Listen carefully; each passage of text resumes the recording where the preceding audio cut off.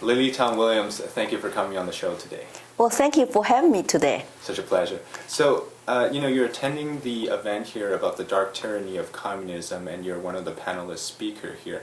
So tell us about what are some of the reasons why you decided to speak out about communism in America here today. What's your goal here? Well, because I really fear American people, especially lots of young people, they really don't understand what happened to lots of Chinese, under Communist Party's dictatorship. And they still glorify socialism. Some even worship communist leaders and wanted to have a communist revolution in this country. I feel as an eyewitness of Mao's Cultural Revolution, I need to come out to speak up, to educate the public and how horrible that is to live under that kind of regime and how many people died. And we don't want to go down that path. I feel like as an immigrant from a People's Republic of China, I've been here for 33 years. This is my calling to come out to educate, to warn Americans don't go down that path. So tell us a little bit about your experience growing up in China. I understand you lived through the 10 years of the Cultural Revolution and growing up during that period. What was life like in China during that period of time? Well, I was born just 2 years before Mao's Cultural Revolution to an illiterate working class family in Chengdu, Sichuan province. My parents were working for state factories 6 days a week. And we live in a community housing provided by my father's state factory. And the community housing was free, but I'm sure no Americans want to live under that kind of a primitive living condition, which is 8 families with children shared one bathroom and one water faucet. It was like a community row house and very dark. Sometimes the water ran out. And also, people don't understand that we were living on food rationing coupons. Like they say we had a family of 5 because my mom, dad were not very high up in their factory positions. And, even my dad was Communist Party member, but he was an illiterate worker. So he could not get a promotion. So we lived on very little food rationing coupons. Give you example, David. In a family of 5 for 1 month, how much were allowed to eat meat and eggs? 2.8 pounds a month. Wow. So my uncle, when I was babysitted by my grandmother, my uncle would say, hey, there's like a couple of rats running around in the courtyard. Let's go catch rats. And then he would skin it and burn it on the fire and would suck on the bones. My childhood memory is hunger. And of course, extremely cold in the winter in Chengdu. The central planners in Beijing say the south of Yangtze River, you guys don't need heating. I was growing up as a child having frostbite every winter. I have a scar on my left foot to prove that.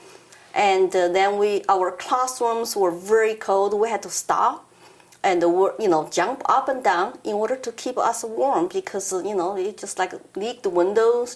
Broken windows were not fixed, and even though it was just government school, but still just not a very good condition.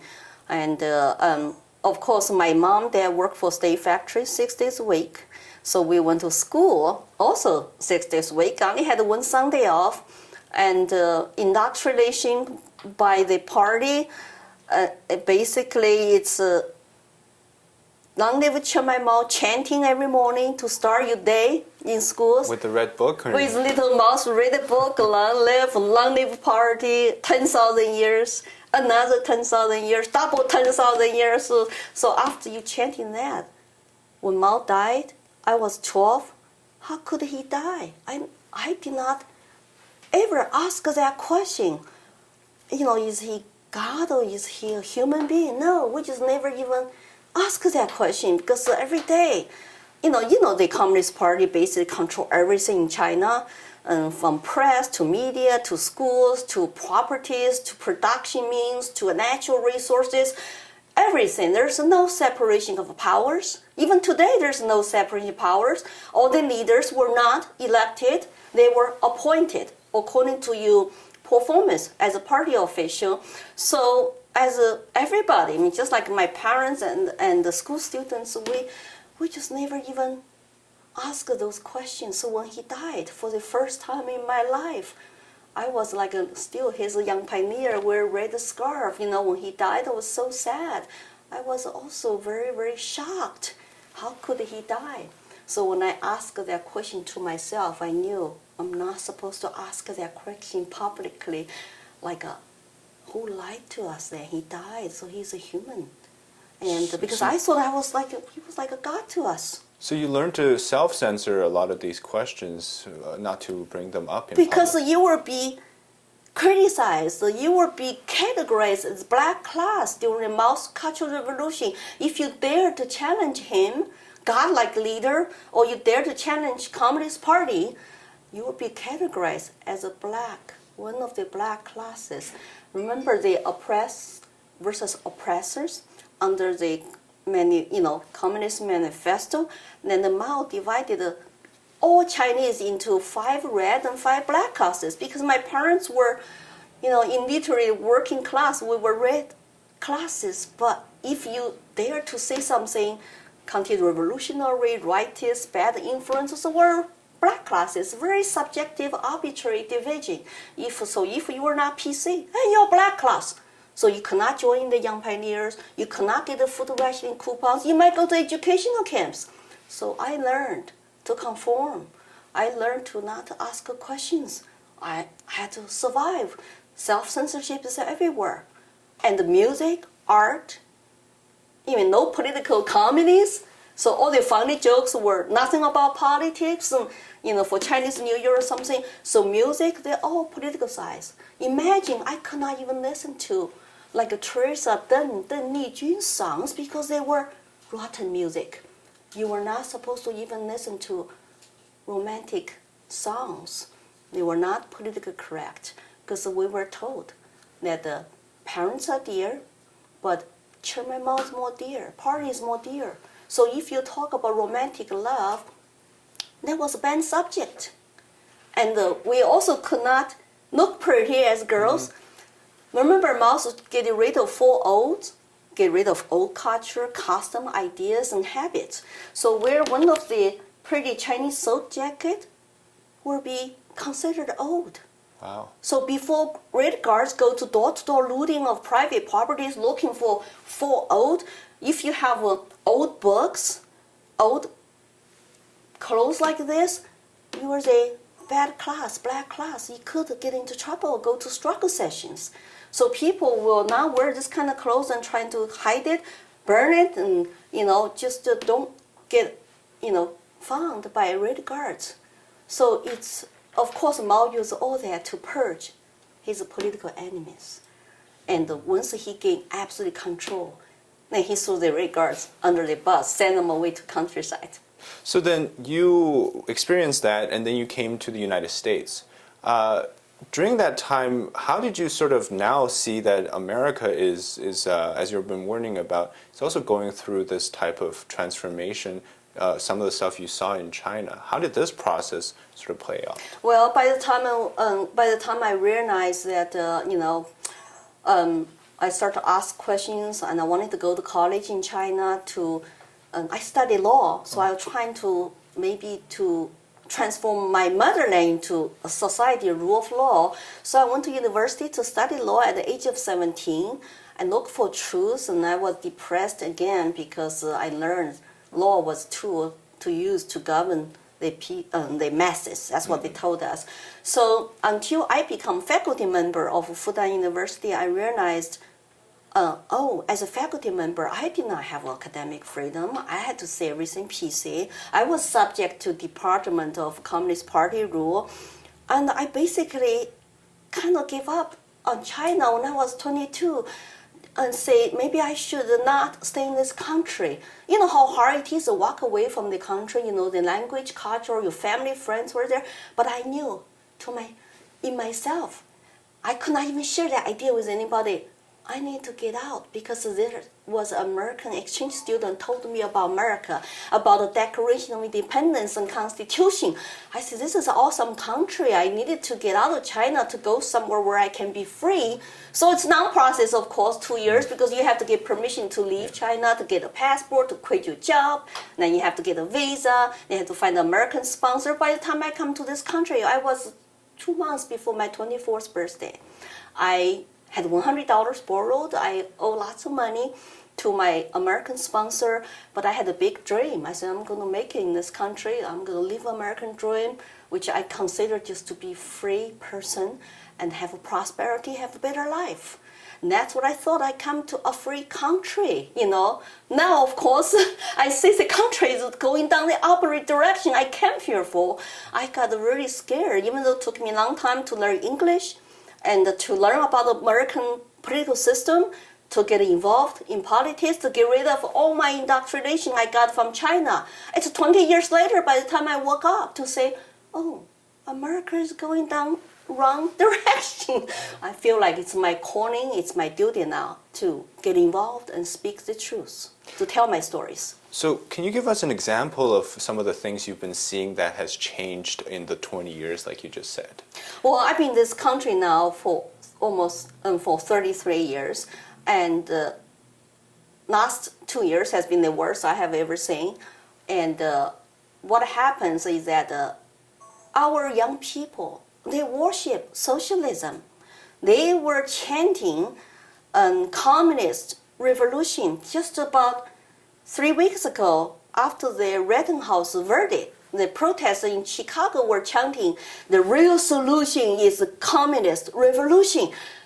Is that scary? Then, of course, you have May 1st, for example, the Antifa young people in Austin, Texas were marching downtown Austin, Texas, holding the Mao and Karl Marx Lenin's big posters like what we did during the Mao's Cultural Revolution.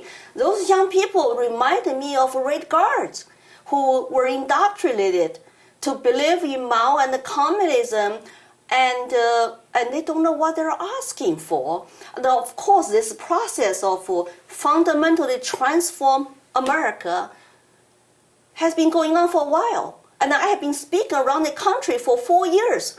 But the country is getting worse and worse, so I feel like I need to do more. I need to go national because, you know, people just cannot differentiate. You know, they are taking this country freedom for granted as somebody who was born here who never lived without freedom. They don't understand freedom. They believe in authority. They believe in free stuff. Free this, free that. I've been telling people, except our community housing was free, my parents had to pay for everything, including health care, education, everything. And they were equally poor. People in China, you know, that time we were equally enslaved, equally poor, but we're supposed to be grateful because we did not know the truth. We did not have free press. So we were just brainwashed. Even lots of people today in China are still propagandized every day because there's no free press. And I'm so scared this country is also, you know, you say the cancel culture happened. Whatever you said in the past, whatever you did in the past, now can cancel your job and cancel your career. What I say sometimes on social media can get a warning, get a fact checked. Yeah. It's very scary. Yeah. So my last question for you is, you know, having lived through 2 experiences now of this cultural revolution-esque type of events, what's your warning or what do you think should happen to the American public, or what they should get out of these kind of events like the tyranny of communism?